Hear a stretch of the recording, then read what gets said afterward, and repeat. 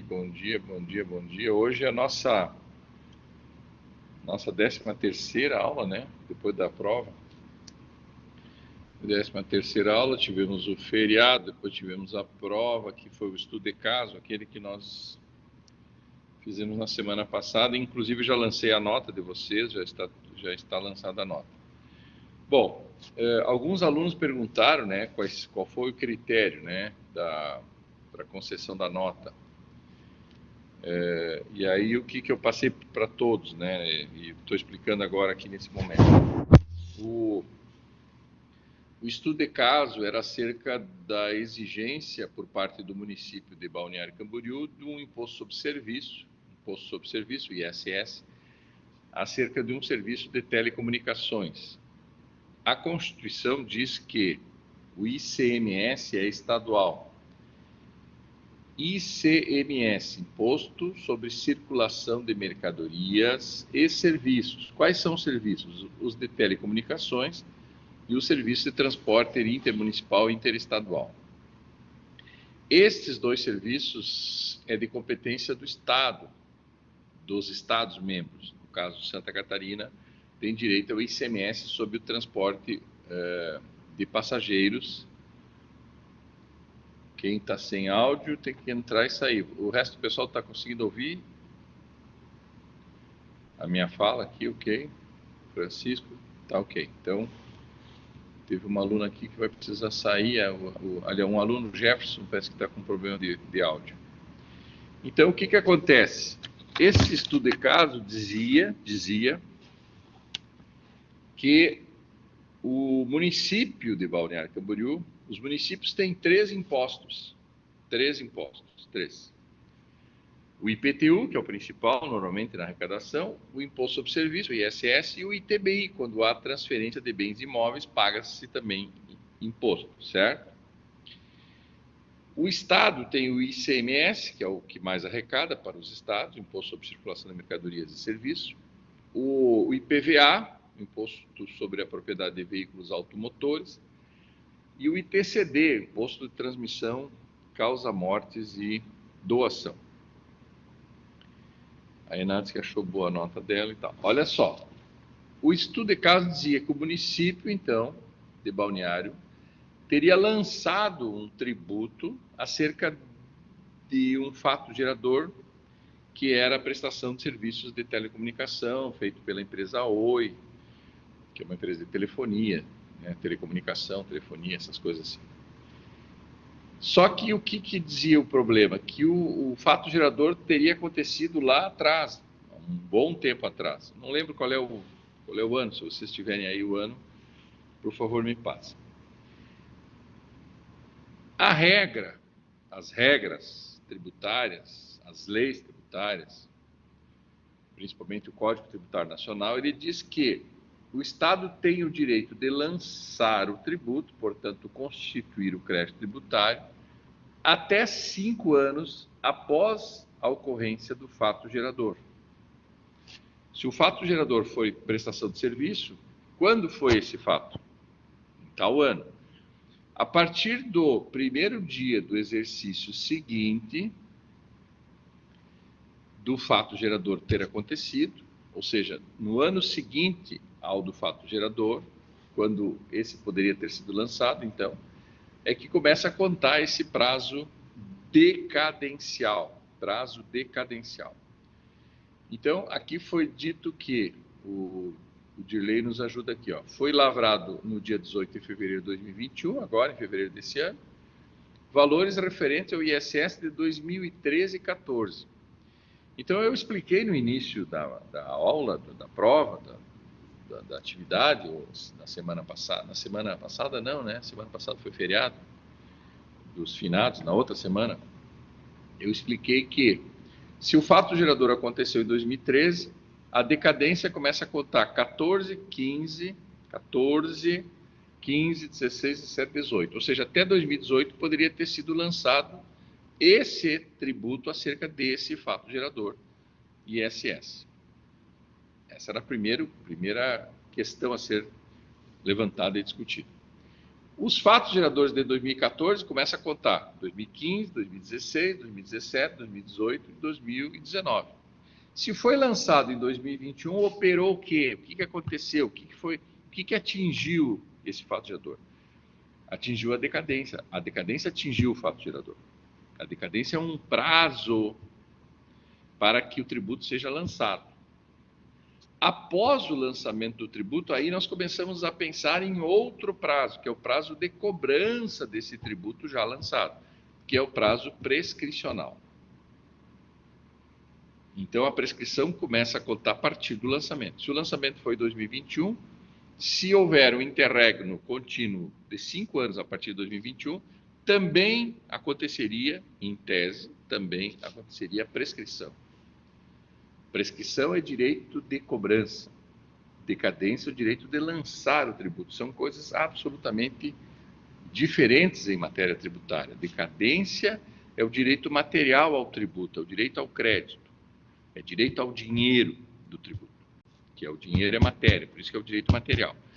A prescrição é um direito formal, ela atinge o direito formal, o direito de processar a cobrança. Não é o direito ao crédito, é o direito de cobrar o crédito. Então, eu expliquei isso na última aula e disse, olha, esse assunto foi tratado no semestre anterior pelo professor Gabriel, quando ele, então, tratou disso, né, abordando o Código Tributário Nacional, que é repetido, isso é repetido no Código Tributário Estadual e é repetido isso nos Códigos Tributários Municipais. Hoje nós temos um sistema tributário nacional, nós temos um sistema tributário estadual e nós temos um sistema tributário municipal, que inclusive é uma tese minha de doutorado, eu afirmo que existe hoje um sistema tributário municipal. Por isso que tem que haver um Código Tributário Municipal, que é uma lei complementar, tem que depois instituir os tributos por lei ordinária, formando um sistema tributário baseado na lei orgânica do município, no Código Tributário do município e depois nas leis que instituem os tributos. Esse foi o primeiro tópico a ser atacado, a primeira questão jurídica a ser atacada, a primeira defesa do cliente em decorrência dessa fiscalização que o Dirley colocou aqui, que aconteceu em 2021. Então, se em 2021 um fiscal detecta que aconteceu um fato gerador lá atrás, muito tempo atrás, ele tem que se abster de lançar o tributo, ele tem que calcular, olha, embora eu tenha constatado isso agora, eu sou fiscal, tenha constatado isso agora, existe o Instituto da Decadência, existe esse delimitador de tempo. Por que, professor, que tem esse tempo? Por que o legislador cria esse tempo? Para que a pessoa não fique eternamente ligado àquele tributo. A gente chama isso de prisão perpétua, né? A gente chama isso de forma oblíqua de prisão perpétua. A pessoa não pode ficar presa perpetuamente a um fato. Então, o fato dele não ter lançado o tributo lá quando deveria ter sido lançado, não dá ao Estado o direito de eternamente, perpetuamente ficar com a expectativa de lançar o tributo. E depois, eternamente, perpetuamente, cobrar o tributo. Assim acontece na legislação trabalhista. Você sabe que o empregado, depois de ser demitido, ele tem um prazo prescricional de 2 anos para entrar com a ação. Ele não pode, depois de 50 anos, 60 anos, bater lá na porta da Justiça do Trabalho e dizer, eu trabalhei para o seu José lá em 1980 e ele não me pagou umas horas extras, eu quero cobrar agora dele essas horas extras. Não vai poder. Por quê? Porque imagina, a pessoa teve um negócio em 1980, vai ser cobrado em 2021. Ficaria ele, então, preso ao negócio dele, ao comércio dele, aquele empregado dele, durante quantos anos? Ah, professor, mas isso é injusto. Pois é, mas nem sempre a legislação busca a justiça e por parte dele, né, por parte dele, do devedor, né, do que não pagou lá, o empregado, ele também tem a justificativa da justiça. Ele diz, eu não posso ficar preso a isso eternamente. Na questão tributária, isso está muito claro, né? No Código Tributário Nacional, que depois se repete no Código Tributário Estadual e nos Códigos Tributários dos municípios. O Dirley coloca aqui, tem 2 anos para reclamar, que é o direito processual, que eu chamo de prescrição, e recebe os últimos 5 anos apenas da relação trabalhista, que é a decadência, que na legislação trabalhista e na Constituição não fala claramente isso, mas eu, por simetria à legislação tributária, eu chamo esse prazo de reclamar os últimos 5 anos, é o direito material dos últimos 5 anos. Então, se tu trabalhou 10 anos por alguém, depois de demitido, tu tem 2, que é o prazo prescricional para entrar com a ação, mas tu só consegue recuperar as tuas horas extras dos últimos 5. Se tu trabalhou 10 anos, 5 tu já perdeu. Então, depois de 5 anos, se o cara já não vinha pagando horas extras, provavelmente não vai pagar mais. Vai dizer, eu vou responder os últimos 5 anos, o resto eu já não vou responder mais, então já ganhei dinheiro em cima do empregado. Pode acontecer isso também. Bom dia, Ana, Stephanie. Stephanie vinha nas minhas aulas, não vem mais também, me abandonou. Estou eu sozinho aqui na pandemia. Nem o bar aqui da... Hoje, inclusive, troquei de sala, estou na sala 301. Parece que não funcionou a internet do professor Isaac, daí ele pegou a minha sala e eu vim para cá. Mas para mim está funcionando normalmente, aqui está tudo ok. Só vou ligar aqui agora o... Bom, se vocês abordaram essa situação da decadência, já fizeram a metade dos pontos do estudo de caso, né? Tinha uma tomada aqui que está feia. Deus do céu, Deus. Aqui. Tem uma tomada. A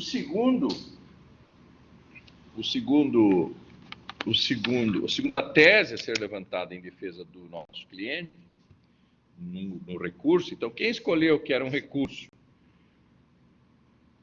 já fez 1/3 da nota. Quem levantou essa preliminar da decadência fez mais 1/3 da prova, e quem disse no recurso que o ISS sobre telecomunicações não é um imposto municipal, e sim é um imposto que compete e cabe ao Estado cobrar, tirou 10. Quem errou uma dessas situações tirou 8, 7, 8, sei lá. Então, o pessoal, a maioria tirou 8, poucos acertaram integralmente, né? Poucos não, bastante acertaram integralmente o problema. E eu debati aqui a Daniela dizendo para mim ir para casa. Agora já estou aqui, vou ficar aqui, né? Cumprir minha tarefa diária aqui na faculdade. É bom voltar na faculdade para ver um pouco os prédios aqui, para ver se não demoliram tudo. Parece que houve uma guerra aqui, uma revolução, sei lá, uma guerra, e está tudo parado, assim, tudo... Como dizia o nosso amigo Raul Seixas, né? O dia em que a Terra parou, né? Lá na música dele de 1970 e pouco, ele profetizou isso, né? O Raul Seixas era um mago da música e da profetização. Então, o Raul Seixas disse, olha, o dia que a Terra parou, e a Terra agora parou mesmo, né? Certo? Então, ficamos aqui, solito, como diz o gaúcho. Então, Daniela Neto da Rosa, o problema trazia 3 decisões a serem tomadas. Nós, advogados, pessoal, nós temos que ouvir o cliente, preste bem atenção, a gente ouve o cliente e anota num papelzinho, assim, pega uma agenda, um papel em branco, assim, na frente do cliente, e como um psicólogo, assim, a gente ouve o cliente. Escuta, meu amigo, o que está acontecendo contigo? Então, esse é o nosso trabalho. Nosso trabalho é resolver o problema do cliente. Nós temos que ouvir o cliente para falar por ele, né? Advogar é falar, ao lado, nós somos contratados para ficar ao lado do cliente para falar por ele. Nós falamos o direito dele, tanto no âmbito administrativo quanto no âmbito judicial. São duas as possibilidades que nós temos de defesa dos nossos clientes em matéria tributária. No âmbito administrativo, que nós vimos até agora, Então, nós podemos impugnar o lançamento de um tributo feito contra um cliente nosso. Nós podemos depois recorrer, que é o que nós fizemos nessa prova, né, acerca de uma decisão de primeira instância, a gente recorre para a segunda instância, que foi esse recurso voluntário que nós fizemos na última aula, na M2. Só que se não der resultado, vamos fazer uma suposição aqui. Vamos supor que esse recurso que vocês fizeram na aula passada tenha sido julgado pelo Conselho Superior de Recursos. Cada município tem um Conselho Superior de Recursos, o Estado tem um Conselho Superior de Recursos e a União também tem os Conselhos Superiores de Recursos, no âmbito administrativo. Sempre agora, eu estou falando somente no âmbito administrativo. Vamos supor que a gente, então, protocolou esse recurso e o Conselho Superior de Recursos, que é a segunda instância administrativa, tenha julgado improcedente esse nosso recurso. Ou seja, os julgadores entenderam que não houve decadência, que é um absurdo, que é só calcular o tempo, né? É um dado matemático. E os conselheiros desse Conselho de Recursos entenderam que esse tributo não é do Estado, como diz o Dirley aqui. Vamos supor que eles entendam que esse imposto é do município. Então, o Conselho Superior de Recursos do município mantém o lançamento do crédito tributário, dizendo, não houve decadência e também esse crédito não é do Estado. Esse serviço de telecomunicação é um imposto do município. Olha que loucura. Vamos supor que esse julgamento tenha sido contrário aos nossos interesses, ao nosso recurso. Então, o Conselho recebeu o recurso, mas julgou improcedente. Se isso acontecesse, se isso tivesse acontecido no mundo real, nós teríamos que fazer o quê?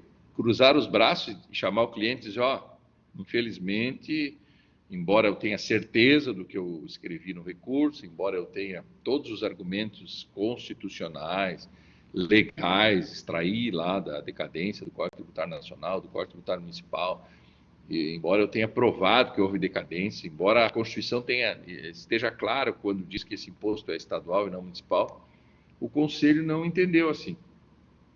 Então, meu amigo, tu vai lá e paga e está tudo resolvido. Não, a gente não pode se entregar. Não podemos se entregar para os homens, como diz outra música gauchesca. Para que a gente não se entregue no âmbito administrativo, a gente abandona o âmbito administrativo. Esse espaço de litígio administrativo, no fundo, se a gente não tem sucesso, ele é abandonado. Aí nós temos que entrar com uma ação judicial para tentar, através de um juiz que normalmente entende mais e, em tese, não é parcial, ele deve ser imparcial. Esse juiz, no âmbito do judiciário, poderá entender que houve a decadência e que houve a cobrança indevida de um imposto estadual por parte do município. Aí eu tenho que propor uma ação, eu tenho que abrir um processo judicial em nome do meu cliente. Vou pegar uma procuração, vou peticionar, vou elaborar uma petição judicial, vou endereçar, então, ao juiz da Vara da Fazenda, aqui de Balneário Camboriú, um pedido de anulação desse lançamento, arguindo as mesmas coisas, a decadência e a ilegitimidade ativa para cobrar um tributo que é do Estado, que não é do município. Essa ação chama-se ação anulatória do lançamento, porque o lançamento já foi feito, embora já tivesse acontecido a decadência, embora o município não seja legítimo para cobrar esse tributo, porque esse tributo é estadual e não municipal, eu preciso recorrer ao judiciário para tentar resgatar esse direito líquido e certo. Professor, mas esse direito é tão líquido e certo, por que lá no âmbito administrativo foi julgado improcedente? Porque lá eles têm interesse em cobrar. Lá no âmbito administrativo tem uma parcialidade evidente. Imagina, quem julga em primeira instância são os auditores, que foram os que eles próprios lançaram o tributo errado. Então, se eles lançaram o tributo errado, eles vão dizer que nós estamos certos? Não, eles vão dizer que eles estão certos, embora eles tenham lançado depois de decaído o tributo. Eles vão lançar um tributo errado e vão dizer que está certo, porque no âmbito administrativo é possível isso acontecer. No âmbito judicial, o juiz não tem ligação alguma com o fisco, em tese. Se o juiz é isento e é imparcial, preste atenção nessas duas expressões que eu estou colocando aqui. Se o juiz é isento e imparcial, professor, não é a mesma coisa? Não é a mesma coisa. Isenção e imparcialidade do Poder Judiciário são coisas diferentes. Como assim, professor? Isenção é uma coisa, imparcialidade é outra coisa. Mas se o juiz for bom, ele é o mais próximo possível da isenção e totalmente imparcial. Por que as pessoas, às vezes, não são isentas, professor? Porque as pessoas são seres humanos, e os seres humanos têm as suas predileções, as suas paixões, a sua convivência, o seu passado, as suas ligações passadas, que afetam um pouco a isenção. Mas quando essas pessoas fazem concurso para ser juiz, elas pelo menos têm que conseguir afastar essa influência que afeta a isenção e passar a ser imparcial diante dos fatos trazidos ao processo e no julgamento das ações levadas até essa pessoa. Um bom juiz, ele até pode dizer, olha, eu de fato não sou isento, mas eu sou imparcial. Ele já resolveu o problema dele, de aplicar corretamente a justiça. Eu não sei se eu consegui ser claro em relação a isso. Isso é importante que vocês consigam separar isenção de imparcialidade. Por exemplo, um juiz que é filho de um pequeno agricultor, e esse pequeno agricultor, por anos, militou num movimento dos sem terra, do MST, por exemplo, e aquele menino se criou ali junto no movimento sem terra, e ele depois se torna juiz, se forma em direito e se torna juiz. Quando vem uma ação, por exemplo, para ele de reintegração de posse de uma ocupação do MST, tu não vai conseguir exigir dele isenção, porque ele tem todo um passado ligado àquele movimento, que ele entendia que o pai dele estava certo e tal. Eu estou dando um exemplo desse lado, depois eu vou dar um exemplo do outro lado, para que vocês não digam que eu também não sou imparcial aqui. Esse menino que virou juiz, ele não é isento e não dá para exigir dele essa isenção. Agora, no julgamento, ele tem que pegar os fatos, as leis em vigor, e julgar com imparcialidade os direitos do dono da terra e o direito do movimento do sem terra. Eu posso exigir dele a imparcialidade, e ele deve ser imparcial. Agora, a isenção não vai sair dele, não vai atingir ele. Essa isenção é difícil. Vamos dar o exemplo do outro lado. Um menino que se cria dentro de uma fazenda em que o pai é um estancieiro, um fazendeiro de grande... E esse menino se torna juiz. E uma terra de alguém é invadida e ele recebe como juiz uma ação de reintegração de posse. Tu vai exigir dele a isenção? Não, ele pensa como o pai dele, normalmente. Dizendo que é uma injustiça invadir a terra de alguém e tal. Então, ele não vai ter isenção, mas ele precisa ser imparcial também. Ou seja, ele precisa pesar os argumentos de A e de B, aplicar corretamente as leis, fazer a justiça, certo? E então, quando eu separo, quando eu trago essa discussão sobre a isenção e a imparcialidade, vocês têm que entender que isso existe. Isenção nem sempre é possível, porque existe uma carga do passado muito forte dentro da pessoa. Certo? Agora, a imparcialidade por parte do Poder Judiciário, isso é óbvio que tem que acontecer. Professor, mas se ele não é isento, isso não contamina a sua imparcialidade? É possível. Não deveria, mas é possível contaminar. É possível contaminar. E isso vocês viram aí, né, esses julgamentos, aí nos julgamentos políticos, tem muito disso.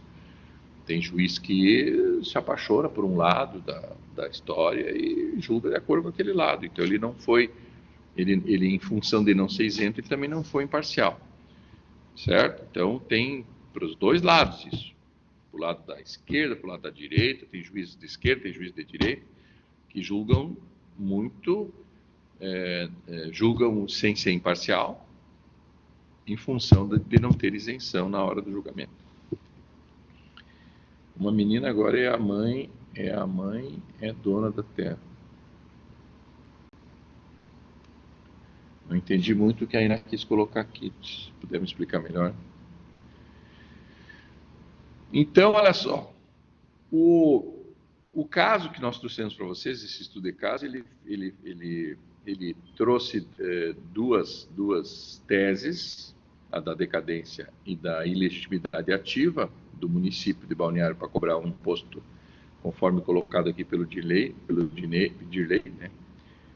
Ó, compete aos estados e ao Distrito Federal instituir impostos sobre, inciso 2, operações relativas à circulação de mercadoria e sobre prestação de serviço, serviços de transporte interestadual e intermunicipal e de comunicação. Nesse caso, a Oi, que era a nossa cliente, ela prestou um serviço de comunicação que estava sendo cobrado pelo município. Mas não compete ao município nem instituir imposto sobre comunicação, serviço de comunicação, muito menos cobrar, que é a capacidade tributária. Competência a competência, eu vejo o que diz aqui, ó, artigo 155, compete ao Estado. Então, isso é competência. Compete ao Estado instituir. Então, o Estado institui, por lei ordinária, o ICMS no Estado. Depois, ele exerce a capacidade de cobrança. Então, uma coisa é fazer a lei instituindo o tributo, depois é fiscalizar e cobrar, que é o exercício da capacidade tributária. Uma coisa é exercer a competência, depois o exercer a capacidade. Veja que eu estou usando duas palavras diferentes, competência e capacidade. Competência e capacidade, são coisas diferentes.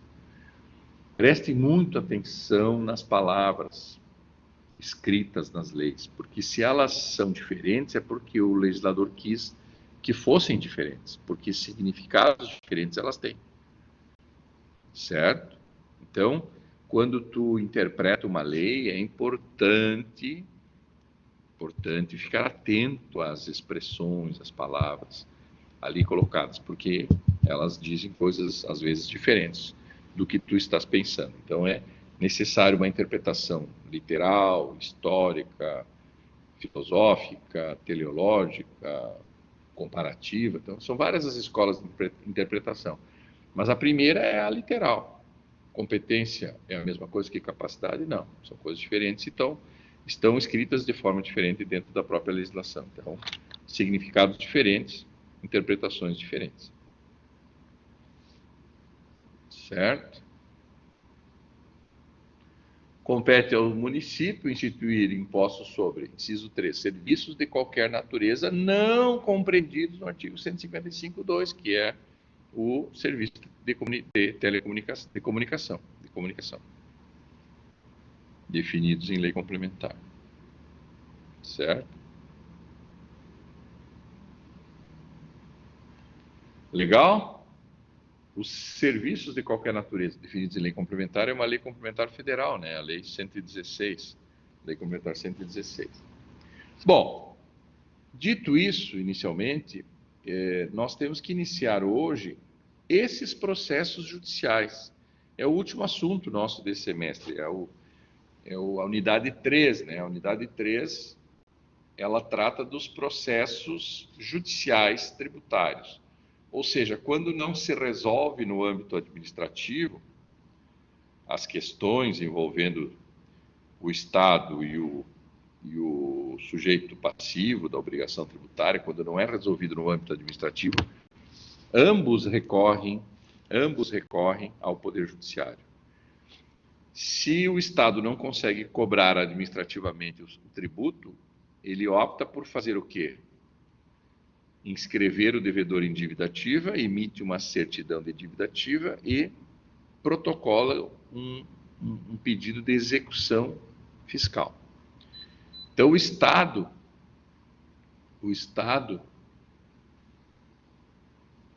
está ligado na choque, vou desligar. O Estado, quando não tem sucesso, quando o Estado não tem sucesso na sua empreitada de cobrar administrativamente um devedor tributário, o Estado inscreve esse devedor em dívida ativa. Nós falamos isso na unidade 2, que é uma das atividades do auditor fiscal, buscar quem não pagou o tributo, localizar a pessoa que não pagou o tributo, a pessoa física ou jurídica que não pagou o tributo, inscrever em dívida ativa, emitir uma certidão e entregar para a Procuradoria do município, do Estado, da União, para que ela venha cobrar esse tributo aonde? No Poder Judiciário. Então, o Estado, ele fiscaliza, lança o tributo, constitui o crédito e tenta cobrar administrativamente. Se não conseguir realizar essa cobrança no âmbito administrativo, alguém quer falar? Não sei se a Iná levantou a mão aqui, se quer falar alguma coisa. Fique à vontade, pode interromper aqui. Professor, é o caso de Bombinhas? Bombinhas vai começar a cobrar o TPA do povo agora? Mas ele cobra administrativamente, né? Eu uma vez passei lá e não paguei, e eu recebi uma notificação administrativa para pagar e paguei. Se eu não tivesse pago essa notificação, eu seria inscrito em dívida ativa, né? Na sequência eu seria inscrito em dívida ativa, o auditor do município de Bombinhas faria uma certidão, emitiria uma certidão de dívida ativa, ia para a Procuradoria do município, e a Procuradoria então protocola uma ação de execução fiscal. Claro que se o valor é pequeno, muito pequeno, o próprio Poder Judiciário, ele coloca um limitador para as ações.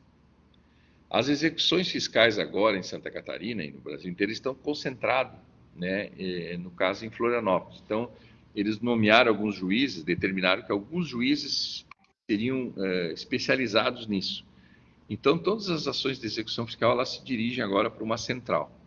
Só que se tu passou uma vez lá no pedágio, lá no TPA lá de Bombinhas, e a tua dívida é 20 e poucos reais, eles vão te inscrever em dívida ativa, vão emitir uma certidão de dívida ativa, mas não vão propor uma ação judicial, porque o valor é muito pequeno.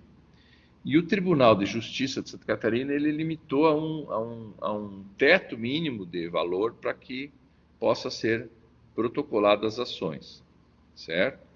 Então, se tu não pagou no âmbito administrativo, eles vão te inserir no cadastro de inadimplente, eles vão protestar no cartório, vão te protestar extrajudicialmente em cartório, vão te colocar no Serasa, no SPC, eles vão buscar outras alternativas para forçar o teu pagamento. No caso aqui, estou dando um exemplo como se tu estivesse devendo, mas eu sei que tu não está devendo nada. Mas, como exemplo só, se alguém estiver devendo, ela terá o seu nome inscrito num cadastro inadimplente, vai estar lá inscrito em dívida ativa, vai ter uma certidão que vai ser protestada em cartório, tudo isso é possível acontecer. Quem passou em 2016 e não recebeu até hoje, então, se tu passou em 2016, começou a correr a decadência 2017, 2018, 2019, 2020, 2021. Então, até esse ano, até o final desse ano, ainda é possível lançar o tributo. Se o tributo já foi lançado, aí começa a contar mais 5 anos para cobrar. Eles não vão cobrar uma passada tua no judiciário. Eles não vão propor uma ação de execução fiscal baseada numa certidão de dívida ativa de uma passagem tua. Mas eles vão te deixar no cadastro inadimplente, e é possível até que tu fique por 5 anos no Serasa e no SPC.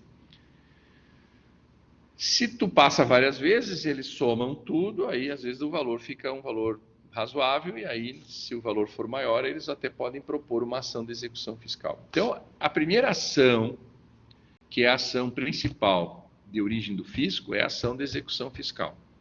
Esse assunto que nós vamos tratar agora, na unidade 3, são os processos judiciais tributários.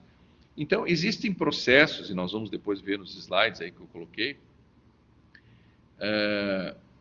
existe processos que são de interesse do fisco, interesse do Estado, e existem processos que nós vamos ver que são dos interesses dos nossos clientes, que são o sujeito passivo da obrigação tributária, seja ele contribuinte ou não. Então, existem uma série de processos à disposição dos contribuintes e existem alguns poucos processos à disposição do fisco, ou do Estado. O Estado, como principal processo, é o da execução fiscal. O Estado também tem um processo chamado cautelar fiscal, para bloquear os bens de quem deve, que a gente chama de cautelar fiscal. Então, basicamente, o Estado tem esses dois processos à sua disposição. A execução fiscal para a cobrança judicial do tributo não pago e a ação cautelar fiscal, que às vezes prepara o processo de execução. É uma cautelar mesmo, é uma ação cautelar para bloquear os bens do devedor, para que ele não se desfaça dos bens e possa cumprir com o pagamento futuro em função da execução. Já os nossos clientes, os contribuintes, que podem ser nossos clientes, eles têm a ação declaratória de direito à disposição, a ação anulatória, a ação de consignação e pagamento do tributo, a ação de repetição de indébito para receber de volta o tributo pago indevidamente. Nós temos um mandado de segurança à disposição do nosso cliente, quando há abuso da autoridade. Nós temos o direito de embargar a execução, nós temos o direito de apresentar uma exceção de pré-executividade em execução fiscal, quando presente algumas preliminares de decadência, prescrição, ilegitimidade, etc. E nós temos também o direito de propor a ação rescisória. Depois do trânsito em julgado de uma ação, ainda é possível a propor ação rescisória. A Sarita pergunta se o cara é estrangeiro. Bom, se é estrangeiro, eles param lá quando tu passa lá para entrar em Bombinhas, os estrangeiros, argentino, Uruguai, Paraguai, sei lá, eles são imediatamente parados lá para cobrar, porque ele sabe que depois que ele passar e voltar embora, nunca mais se cobra ele, porque não tem como jogar ele no SPC, no Serasa. Para ele, tanto faz estar no SPC no Brasil ou não, porque ele mora na Argentina, não afeta nada a vida dele. Nós, brasileiros, com placa do Brasil, passamos reto, porque eles podem depois cobrar administrativamente e, quem sabe, judicialmente. Mas, no caso dos estrangeiros que passam lá, eles são obrigados a encostar o veículo e realizar o pagamento imediatamente, ali na hora da passagem. Por isso que eles trancam todas as placas estrangeiras, né? Para exigir o pagamento na hora, porque depois foi o boi com as cordas. As multas de trânsito, das multas de trânsito de estrangeiros, o Brasil tem cobrado lá na divisa, né? Então, quando a pessoa vai passar lá na ponte de São Borja, ou na balsa em Porto Mauá, Porto Xavier, tem umas balsas lá que passam, ou em Uruguaiana, tem uma ponte também uruguaiana, é possível que na hora de realizar a saída lá, o desembaraço para sair, seja cobrado deles as multas que eles levaram durante a viagem aqui para o Brasil. Então tem que estar atento, a fiscalização tem que agir, senão eles vão embora mesmo e encerrou o assunto, né? Vai fazer o quê? A não ser que ele volte no ano seguinte e consiga bloquear ele na entrada e cobrar ele já. Certo? Rapaziada. Então, olha só, essa unidade 3, ela vai se ocupar, nós vamos nos ocupar com as ações judiciais tributárias, né? Tanto por parte da União, por parte do Estado, perdão, quanto as ações judiciais que estão à disposição dos contribuintes, né, que normalmente são os nossos clientes. Aqui na unidade 3, então eu coloco aqui, né, unidade 3, deixa eu carregar aqui, deixa eu colocar aqui a outra câmera aqui, câmera de vídeo aqui do lado, vocês estão me enxergando do lado. Então nós temos 3 assuntos hoje para tratar: as características gerais do processo judicial tributário, as garantias que a Constituição dá a qualquer cidadão, pessoa física ou jurídica, e qualquer cidadão, pessoa física ou jurídica, né, pessoa jurídica, garantias constitucionais ao acesso à justiça. E depois, num terceiro momento, que aí nós vamos encerrar o assunto, é as espécies de processos judiciais. Então, as características gerais do processo judicial tributário, ele precisa ser trabalhado um pouco aqui com vocês, eu preciso trabalhar um pouco, porque se diferencia um pouco dos outros processos judiciais, né? Processos na área civil, na área trabalhista, na área penal, se apresentam de forma um pouco diferenciada do processo judicial tributário. Por isso que quem for se especializar em direito tributário e for atuar em processos judiciais tributários, precisa conhecer um pouco dessas características que nós temos que trabalhar. Inicialmente eu já digo, né, todo o processo, ele no fundo, ele tem uma função, uma missão, que é controlar a legalidade dos atos praticados por pessoas e, no caso tributário, por parte do Estado. Então, se eu entro com uma ação contra o município de Balneário, contra o Estado de Santa Catarina, contra o município de Itapema, contra o município de Bombinhas, se eu entrar, né, com uma ação, no fundo eu quero o quê? Que o juiz atue no controle da legalidade dos atos praticados por esses entes. Se a União está me cobrando, eu quero pagar, mas eu quero pagar dentro da legalidade. Então, os processos judiciais, qualquer um deles, principalmente o tributário, eles, no fundo, têm essa função de controle de legalidade dos atos praticados pelo fiscal, pelo auditor fiscal, pelo secretário da Fazenda, do município, do Estado ou da União, pelo ministro, sei lá, qualquer pessoa em nome do Estado que pratica um ato, precisa praticar o ato dentro da legalidade. E o processo judicial tributário, ele é uma forma de controle dessa legalidade. Os atos praticados pelos administradores públicos são atos administrativos. Eu posso discutir esses atos administrativos no âmbito judicial, se eu entender, como advogado, que o meu cliente sofreu, por parte da administração, algum prejuízo de ordem legal. Então, quando eu fiz uma impugnação administrativa e depois fiz um recurso administrativo, vocês fizeram aqui, nós fizemos aqui na sala, nós fizemos uma impugnação administrativa e depois, no estudo de caso da M2, nós fizemos um recurso. Essas duas ações administrativas não impedem que agora, restando julgado improcedente esse recurso, que eu possa ingressar em juízo para discutir esse mesmo assunto. Vejam, o processo judicial tributário é uma das formas que eu tenho, como advogado dos meus clientes contribuintes, de discutir novamente aquilo que já foi discutido no âmbito administrativo. Então, por isso que eu afirmo aqui, o que foi discutido no âmbito administrativo não exclui uma apreciação futura do Poder Judiciário, certo? Agora, se eu protocolo esse recurso que vocês fizeram na M2, se eu protocolo esse recurso no âmbito do município, no âmbito administrativo do município, para que vá para o Conselho Superior de Recursos, mas ao mesmo tempo eu protocolo uma ação anulatória desse lançamento desse tributo, ou seja, eu opto em ingressar em juízo ao mesmo tempo que fiz o recurso administrativo, o que eu estou dizendo aqui? Que não cabe mais discutir no âmbito administrativo quando eu judicializei a discussão.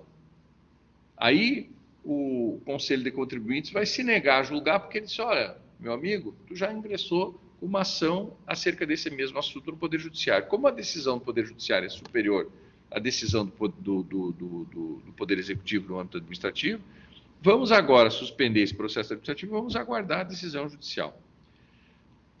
O fato de haver um processo administrativo não impede que eu entre no judiciário, ok? Ok.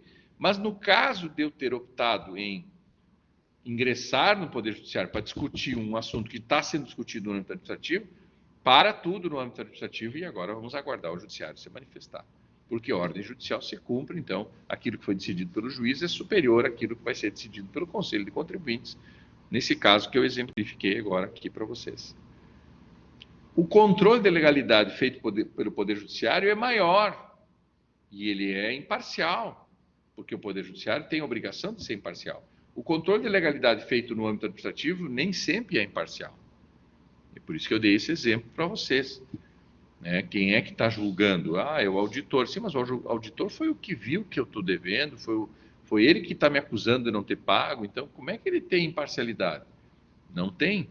Então, se eu opto em ingressar no judiciário, eu estou abrindo mão da discussão no âmbito administrativo de pronto. Então, uma das características do processo judicial tributário é que ele, ao ser acionado, ele anula os atos, a sequência dos atos administrativos para o mesmo caso em discussão. Eu ter discutido no âmbito administrativo não impede que eu ingresse no âmbito judiciário. Agora, no momento que eu ingresso no âmbito do Poder Judiciário, suspende a tramitação desse processo sobre o mesmo assunto no âmbito administrativo. Isso é uma característica, isso é uma conclusão que se precisa conhecer. Certo? A outra característica do processo judicial tributário é uma ausência de leis processuais específicas. No caso de ações civis, nós temos o Código de Processo Civil. No caso do penal, nós temos um Código de Processo Penal. Então, nós temos as leis penais e um Código de Processo Penal. No caso das ações judiciais tributárias, nós não temos um Código de Processo Tributário. Então, subsidiariamente, se utiliza as regras do Código de Processo Civil nas ações judiciais tributárias. Essa é uma outra característica importante de ressaltarmos aqui. Então, professor, se eu for propor uma ação judicial de repetição de indébito para pedir devolução de um tributo pago indevidamente, eu vou fazer a petição nos moldes do Código de Processo Civil, a tramitação desse processo será nos moldes do Código de Processo Civil? Sim, nós vamos adotar as regras do Código de Processo Civil para uma ação judicial tributária. Por quê? Porque há uma ausência de um Código Processual Tributário específico. Então, subsidiariamente, nós temos que usar o Código de Processo Civil nas nossas ações judiciais tributárias. Ok? Tranquilo?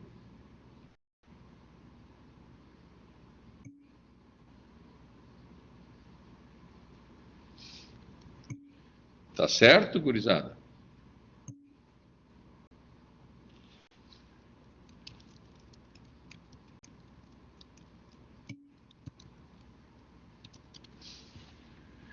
Bueno, além disso, deixa eu ver se alguém está falando aqui. Eu fui responder um negócio aqui. Sim. Todo mundo ok. Bom, os processos de origem do fisco, eles utilizam leis específicas, né? A ação de execução fiscal tem uma lei específica, a Lei 6.830, ela é uma lei de direito material e de direito processual ao mesmo tempo. Então, se vocês forem ler a lei número 6.830, que é a lei da execução fiscal, chamada LEF, Lei da Execução Fiscal, ela tem uma parte que ela fala da questão material, do direito material, e ela fala também de algumas questões processuais. Então, ela mistura um pouco dois assuntos numa mesma lei. Então, para a execução fiscal, o Estado utiliza a lei de execução fiscal, 6.830. Nós vamos tratar disso mais à frente.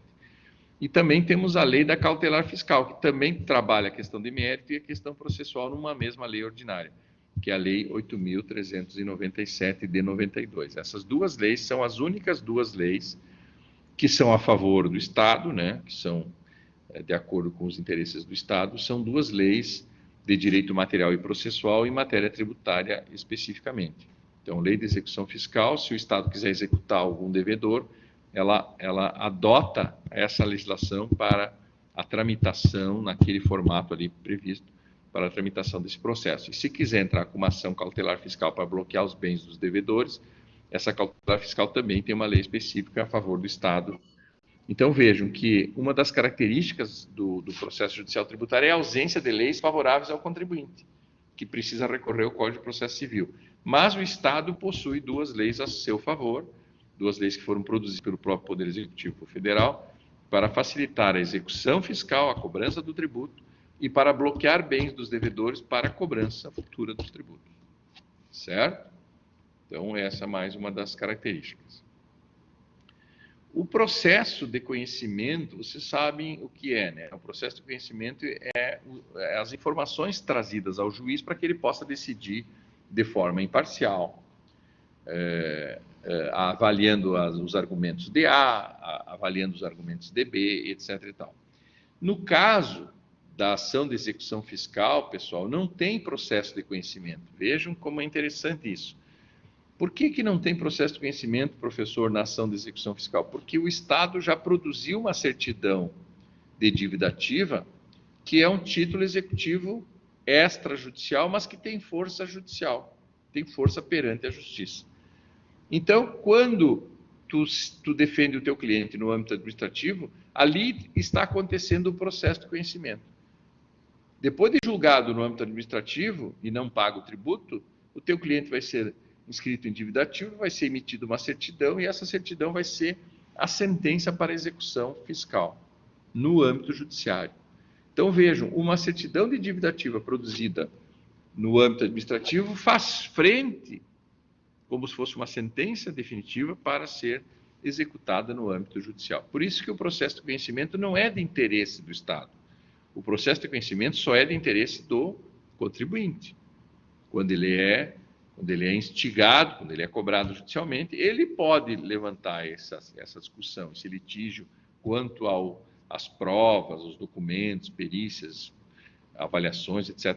Agora, o Estado não tem interesse nenhum em discutir, porque ele já tem um documento firme, forte, legalmente, embora administrativamente constituído, para propor uma execução fiscal.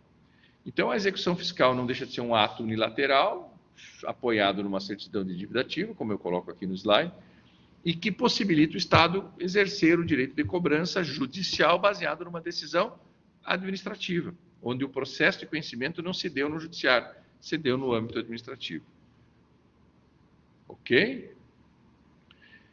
Aqui uma questão também como característica geral, né, a questão da competência para julgar os processos judiciais tributários. Se o tributo é federal, não esqueçam disso, Justiça Federal, tem que encaminhar para a subseção judiciária federal. Se tu tiver aqui na região, é em Itajaí, a subseção judiciária federal. Então, tributos federais, imposto de renda, imposto de importação, imposto de exportação, IPI, IOF, ITR, taxas federais, contribuições previdenciárias federais, tudo que for do âmbito federal, tribunais federais. Se os tributos envolvidos na discussão judicial forem estaduais ou municipais, aí é na Justiça Comum Estadual, que é a vara da Fazenda Pública Estadual. Cada comarca tem lá o fórum, lá no fórum tem um juiz encarregado da vara da Fazenda. Agora eles concentraram tudo em Brasília, a distribuição é feita aqui em Balneário, por exemplo, mas vai Brasília, em Floripa, perdão, mas vai para Floripa, onde tem uma central, onde vai ser apreciado e julgado esses processos. Antes, cada comarca tinha um juiz de execução fiscal, tinha um juiz da vara da Fazenda Pública que julgava as execuções fiscais. Agora eles concentraram tudo e especializaram melhor esses profissionais, juízes, para julgar essas ações. Então, quando eu der um problema para vocês, quando a gente for tratado, quando eu tiver um estudo de caso aqui que nós vamos fazer na prática, vocês prestem atenção no problema, no estudo de caso, para saber se o tributo envolvido é federal, aí vocês vão encaminhar à subseção judiciária federal. Se o tributo é estadual ou municipal, vara da Fazenda Pública Estadual. Esse é o juiz natural das ações tributárias. Tributo federal, Justiça Federal. Tributo estadual, tributo municipal, Justiça Estadual. Porque nós não temos a Justiça Municipal, né? O Brasil não tem poder judiciário municipal. Não sei se vocês já perceberam isso. Nós temos poder executivo, federal, estadual e municipal. Nós temos poder legislativo, federal, estadual e municipal. Mas nós não temos 3 poderes judiciários. Só temos poder judiciário federal e estadual, não temos um poder judiciário municipal. Então, ficou meio maneta, meio manco o poder judiciário no Brasil, porque não existe poder judiciário nos municípios. Embora os outros poderes estão em todos os entes da federação. Se vocês não se deram conta disso, ainda é um momento certo para se dar conta, porque vocês já estão se formando. Tá ok? Então, muita atenção, para essa característica dos processos tributários. Precisa ser encaminhado ao juiz competente, ao juiz natural da causa. O juiz federal cuida de tributos federais, o juiz estadual cuida de tributos estaduais e municipais. Esses são os juízes naturais. A gente chama de juiz natural, é aquele juiz que é o juiz próprio, com competência para julgar aquela ação. Certo? Então, quem não teve contato com essa expressão ainda é importante anotar. Juiz natural é aquele juiz que tu precisa endereçar a tua peça, a tua petição. Então, ao propor uma ação, a primeira coisa, para quem que eu vou endereçar? Meu cliente falou que é imposto de renda, a discussão é sobre imposto de renda. Então, eu vou endereçar para o juiz federal, o juiz natural da causa é o federal. Certo? Vocês viram o julgamento aí no STF dizendo que o Sérgio Moro não era o juiz natural da causa que envolvia o ex-presidente Lula. Vocês viram essa discussão no STF. E remeteram para Brasília, dizendo que a justiça, o juiz natural seria em Brasília e não em Curitiba, porque não envolvia a questão da Petrobras. E que aquela ação do Lava Jato era só relativa às questões da Petrobras e não questões de sítio e apartamento, compra de apartamento ou sítio e tal, é outra coisa. Então vejam que houve anulação do processo todo, por quê? Porque a escolha do juiz natural foi errada pelo Ministério Público. O Ministério Público escolheu errado o juiz natural da causa. Se tu errar o juiz natural da causa e ele tramitar, vai ser anulado lá na frente. O juiz natural que se dá conta inicialmente que ele não é o juiz natural, ele já remete para o juiz natural. Ele se abstém de prosseguir no feito e já remete. Então, se tu for propor uma ação trabalhista no fórum aqui de Balneário, o juiz que receber a distribuição do processo vai dizer, não sou eu o juiz para julgar essa ação trabalhista, envolvendo a CLT, Consolidação das Leis do Trabalho. Aí o juiz vai remeter para a Justiça Federal do Trabalho.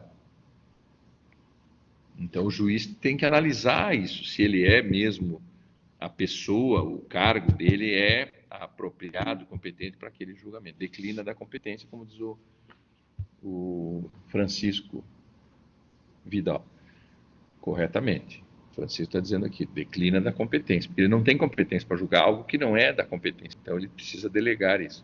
Então, a questão da competência é importante nos processos judiciais tributários. Muito importante, muito importante. Certo? Bom, o segundo item que eu coloquei na agenda de hoje, né, que seria as garantias constitucionais à justiça. A todos é dado esse direito de ingressar em juízo, tanto por parte do Estado, querendo cobrar o tributo, quanto por parte do contribuinte, ou do sujeito passivo da obrigação. Eu já fiz essa diferença para vocês, né? O contribuinte é aquele que tem relação jurídica direta com o tributo. Mas o sujeito passivo, às vezes, não tem relação direta com o tributo, mas ele é o cara que vai pagar o tributo. Então, se ele é o que deve pagar o tributo, ele é o sujeito passivo. Tanto o contribuinte quanto o sujeito passivo, que às vezes é a mesma pessoa, mas pode não ser, tem direito de ingressar em juízo para defender os seus interesses. Sempre no Brasil que alguém se ache afetado nos seus direitos ou ameaçado, certo? Acerca dos seus direitos, é dado a ele o direito de ingressar em juízo. Esse é o princípio da inafastabilidade do controle judicial. Não há lei no Brasil que possa impedir alguém de ingressar em juízo. Isso está previsto como direito fundamental do artigo 5º, inciso 35 da Constituição. A todos é dado o direito de ingressar em juízo. Se vai ser procedente a sua ação, a sua querela, o seu pedido, a sua argumentação vai ser aceita, é um outro problema. Então, eu tenho clientes que vêm no meu escritório e dizem, professor, eu tenho direito de ingressar com a ação? A resposta sempre é sim. Tu tens direito de ingressar com a ação. A todos é dado o direito, a garantia do juízo. A todos é dado o direito de ingressar em juízo. Agora, se nós vamos ser sucesso nessa ação, se teremos sucesso, será procedente o nosso pedido, aí isso é uma outra discussão. Depende das provas e depende das leis acerca do teu direito. Dois são os requisitos para que haja uma ação? As provas precisam estar nos autos. Não adianta argumentar e não trazer prova, não adianta o argumento, tem que ter prova. Segundo, tem que ter base legal para o pedido. Se tu não tiver prova, esquece. Se tu tiver prova, mas não tem direito assegurado, esquece também. Não entre em juízo, porque é um caminho perigoso. É possível que tu vá ter que suportar os ônus da sucumbência, né? Tu vai ter que pagar o advogado da parte contrária, tu vai ter que ainda pagar, quem sabe, um valor para a parte contrária, se ele se sentir prejudicado, etc. e tal. A garantia constitucional à justiça está assegurada pelo artigo 5º, inciso 35 da Constituição. E esse mesmo artigo 5º, como direito fundamental, que são direitos pétreos, né, são cláusulas pétreas da Constituição da República de 88, no inciso 55 também garante a todos, no âmbito administrativo e também, logicamente, no âmbito judicial, que é o que nós estamos falando agora, o direito ao contraditório e à ampla defesa. O contraditório e a ampla defesa são coisas diferentes. São coisas diferentes, certo? Contraditório e ampla defesa, estou pulando aqui, o contraditório significa possibilidade de reação, de contradizer aquilo que foi dito contra o teu cliente. Se o Estado diz que o teu cliente está devendo, tu tem o direito de dizer que ele não está devendo. Professor, mas por que ele não está devendo? Ah, porque pode ter acontecido a decadência, porque pode ter acontecido a prescrição, pode ter acontecido dele ter pago o tributo, pode ser que aquele órgão público que está cobrando ele não é competente para cobrar. No estudo de caso que nós trouxemos para vocês, nós tínhamos a decadência e tínhamos a ilegitimidade do município cobrar um imposto que é estadual. Não tivemos isso? Nessa ação administrativa que eu coloquei aqui no estudo de caso, você fez um recurso administrativo, mas você poderia ter feito uma ação judicial, pedindo para o juiz anular o lançamento pela decadência e pela ilegitimidade ativa do município em relação àquele imposto sobre serviço que cabia ao Estado e não ao município. Então, o direito de contradizer o que foi dito pelo autor é uma garantia constitucional.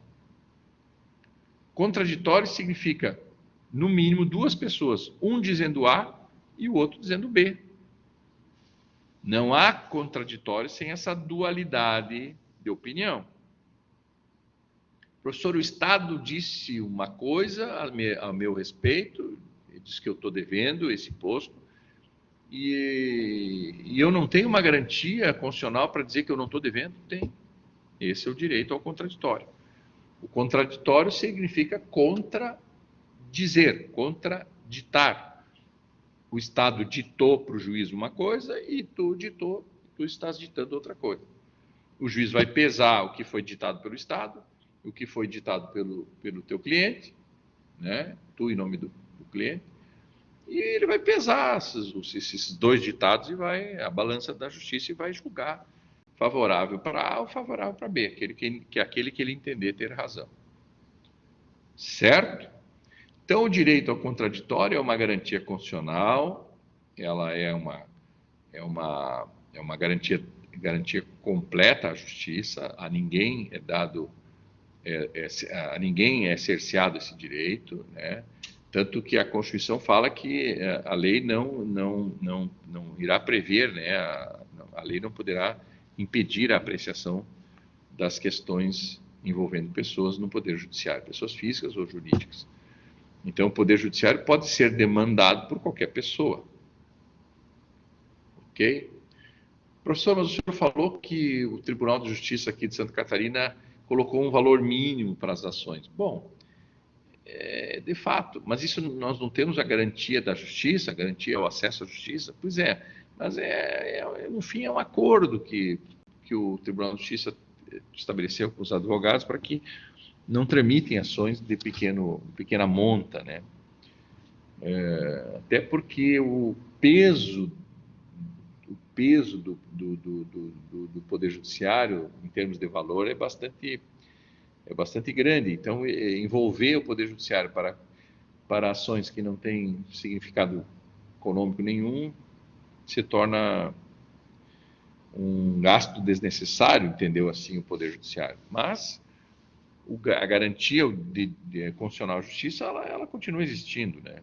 Embora tenha esses regramentos administrativos aí que possam, às vezes, evitar isso. Mas, se tu quiseres ignorar essa previsão do Tribunal de Justiça, ingresse com a ação com qualquer valor, não tem problema nenhum. Pode até ser no juizado especial, cujos valores são bem pequenos. Então, no fundo, tu tem garantia à justiça, mas aí num juizado especial de menor valor. A ampla defesa significa garantir às partes, as duas partes que estão atuando no processo, alegarem tudo, né, que entenderem necessário para a defesa. Alegação através de prova, argumentos, provas, perícias, testemunhas, trazer documentos. Tudo isso é a ampla defesa. A garantia constitucional ampla defesa se distingue do contraditório. O contraditório é a dualidade de opinião. Lá no início da vida estudantil de vocês tinham os professores, né, lá do ensino fundamental. No meu tempo era o primário, né? Lá no primário o professor entrava na sala dela, vamos fazer um ditado. Daí ele ditava e a gente copiava o que ele estava ditando. Lembrem disso? Ditado.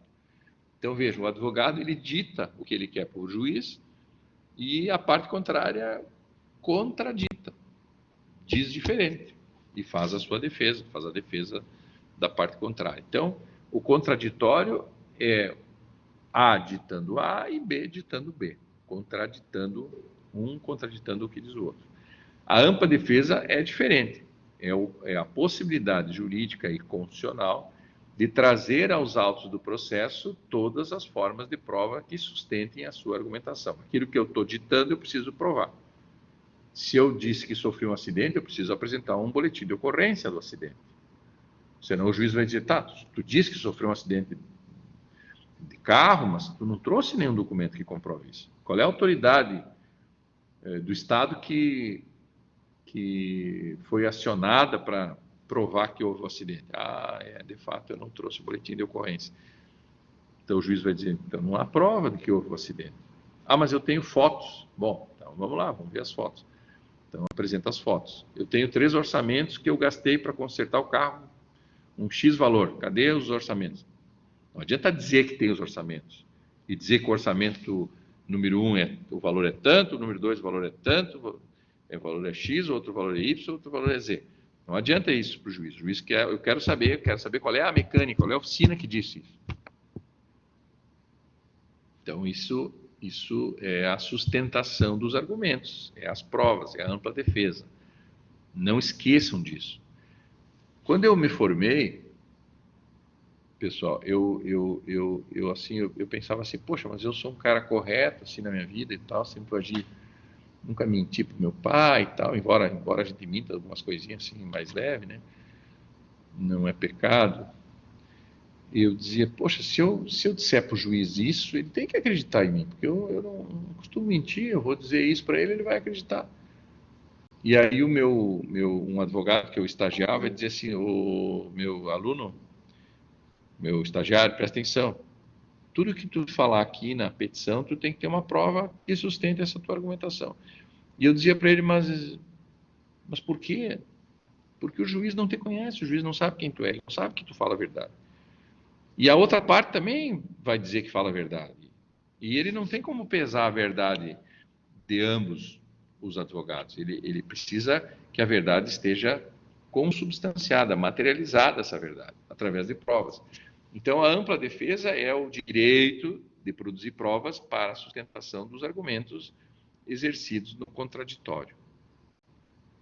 No âmbito tributário, isso se aplica quando tu traz, por exemplo, que tu já pagou o tributo, que o tributo foi lançado, tu tem que trazer informações, provas que o fato gerador aconteceu lá atrás, que o lançamento foi depois de 5 anos, já passou o período da decadência, tu tem que trazer provas. Às vezes, as provas são trazidas pelo próprio executante, né? No caso, o Poder Executivo, né? O Estado que está executando, ele traz os dados, as informações. Tu se baseia nas provas trazidas pelo próprio autor. Tu, como réu, como demandado, tu pode usar essas mesmas provas para sustentar os teus argumentos. Então, fique muito atentos às provas trazidas aos autos pelo executor, que é o Estado, na execução fiscal, para poder fazer defesa do teu cliente. Ele tem que demonstrar, ele que está acusando, ele que está dizendo que tu não pagou um tributo X, Y ou Z. Então, se ele está dizendo isso, ele tem que provar quando é que ele lançou o tributo, quando é que foi o fato gerador.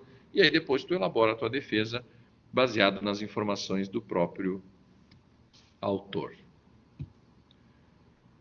Bom, por que os processos judiciais existem, né? Isso vocês já estudaram desde o primeiro ano do nosso curso, né? Composição dos conflitos entre as partes envolvidas, fazer valer as leis, o direito incontroverso, fazer valer as leis estabelecidas no país. Nós estamos num Estado de Direito, Estado democrático e de direito, e acautelar o direito das partes envolvidas. São três objetivos, eu diria, objetivos gerais do direito, né? Os objetivos gerais do direito, eles sempre precisam estar presentes num processo.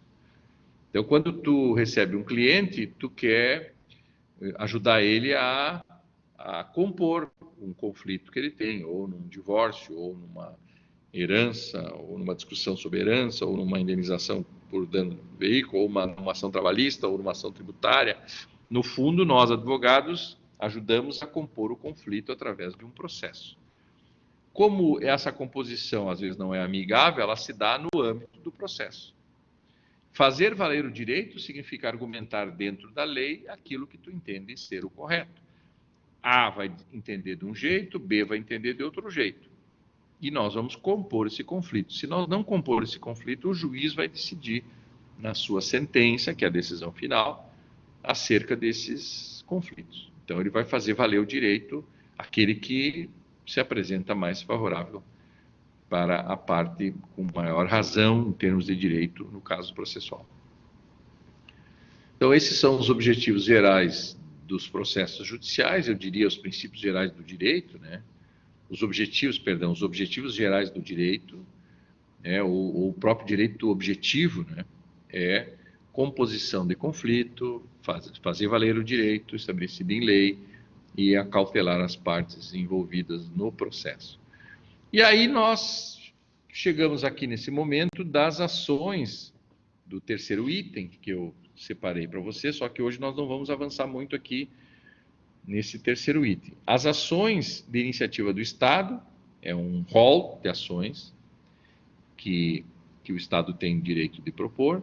Nós temos as ações de iniciativa do contribuinte, nós temos as ações de controle de constitucionalidade das leis tributárias e nós temos também as ações que são de interesse coletivo, que são normalmente propostas pelo Ministério Público ou por órgãos estatais, ou mesmo a OAB, que é uma entidade que pode propor, né, e entidades civis outras, né, que podem propor ações coletivas, ações civis públicas, ações populares, que pode ser proposta por uma pessoa em nome da coletividade.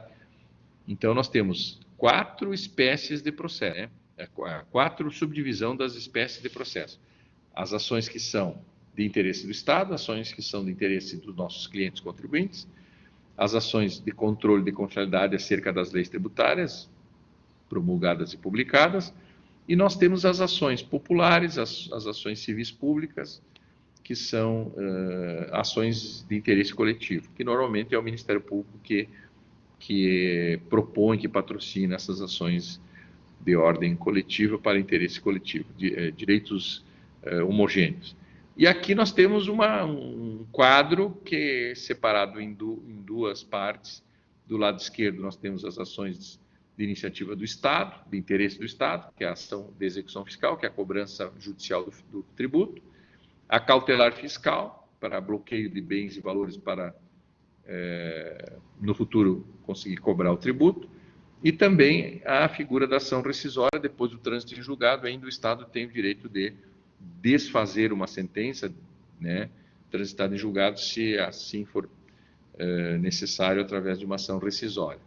As ações de iniciativa do fisco que estão do lado direito desse quadro são ação de a exceção de pré-executividade, a favor do contribuinte, as ações declaratórias, as ações anulatórias, a ação de consignação e pagamento, número 4, ação de repetição de indébito, o mandado de segurança e a ação rescisória também à disposição do contribuinte. Então aqui, pessoal, prestem bem atenção, nós temos um rol de 3 ações possíveis para o Estado e nós temos 7 ações que podem ser intentadas pelos contribuintes. Então os contribuintes têm uma gama maior de ações possíveis. Nós vamos fazer algumas delas, principalmente essas ações de iniciativa do contribuinte. Então, nós podemos fazer aqui um estudo de caso de uma ação anulatória, nós podemos fazer um estudo de caso de uma ação de repetição de indébito, nós podemos apresentar um estudo de caso com abuso de autoridade para fazer um mandado de segurança, que acontece muito aqui no Porto, quando há apreensão de mercadorias importadas ou exportadas. Então, eu quero trabalhar com vocês ainda essas últimas aulas, em algumas ações. E lá na M3, na penúltima aula do semestre, nós vamos fazer uma peça que vai valer a nota da M3, que eu vou apresentar um estudo de caso, não muito complicado, para não judiar muito de vocês, para que vocês escolham qual é a ação adequada, e aí eu vou valorizar essa peça, né, judicial, vejo que agora é uma peça judicial, não é mais uma peça administrativa, para que vocês possam elaborar. Então, pessoal, dito isso e apresentadas as espécies de processos judiciais possíveis, nós vamos deixar para a aula que vem o estudo, né? Aqui eu estou passando rapidamente os slides, ó, eu vou passar para vocês o processo de execução fiscal, o processo cautelar fiscal, né? Execução, cautelar, aqui é tudo a execução, vários slides sobre execução fiscal, vamos tratar sobre isso. Vamos tratar da decadência da prescrição novamente, espécies de processo cautelar. Vamos tratar na semana que vem da ação rescisória, o que é uma ação rescisória, por parte do Estado e por parte do contribuinte, e assim sucessivamente. Então, nós temos que, na semana que vem, aliás, na semana que vem tem banca, né?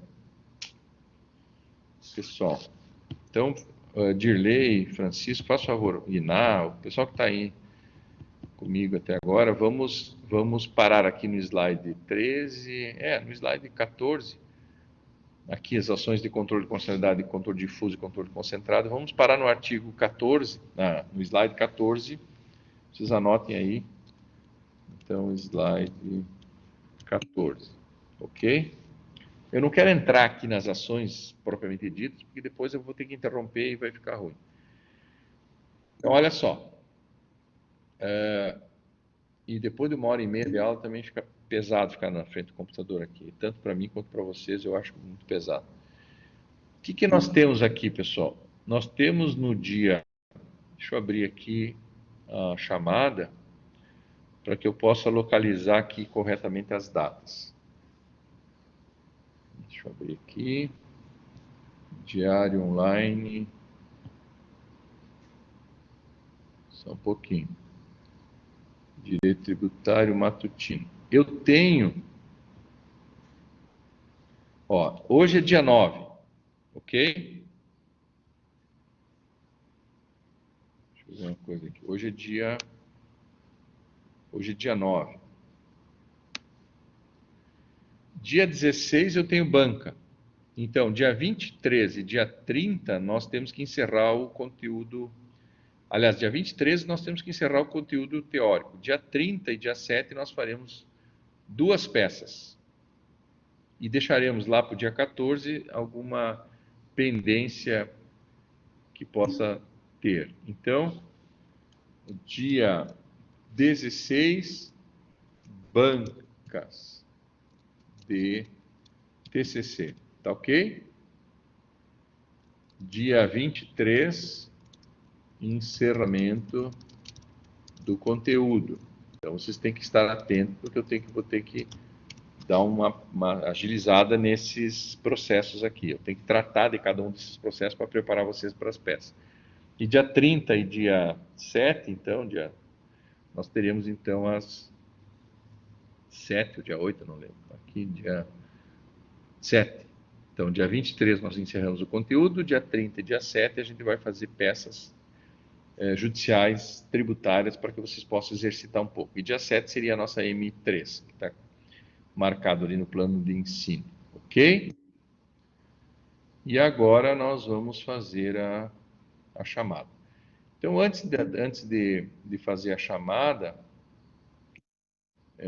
o professor consegue postar as peças antes. A peça de preparação, que a gente vai fazer dia 30, eu consigo postar antes e depois a gente discute na aula essa peça. Mas a da M3 eu preciso postar no dia da prova, né? Por causa do relógio. Então, da M3, lá no dia 7, eu posto um pouco antes, para vocês já ir analisando, uma hora, 2 horas antes. Depois eu abro a tela aqui, eu abro a tela e comento com vocês como eu comentei essa M2, né? Eu ajudei a vocês a fazer, né? Comentando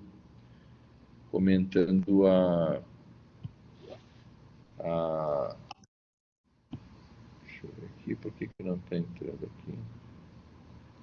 Eu comentei o estudo de caso para facilitar a vida de vocês, né? Não deveria, mas eu faço isso para facilitar um pouco a vida de vocês, certo? Então, na semana que vem, nós teremos banca. Inclusive, no início da aula, eu vou fazer o link para vocês. Quem quiser assistir as bancas, eu tenho na terça-feira três bancas de manhã e 2 à noite. E tem na quarta-feira também. Banca pela parte da manhã. Mas quarta eu não tenho aula, mas tenho banca com o professor Gabriel. Algumas bancas do Gabriel, professor Gabriel. Então, que estava de aniversário ontem. Quem não cumprimentou ele estava de aniversário ontem, o professor Gabriel. Então, o que acontece?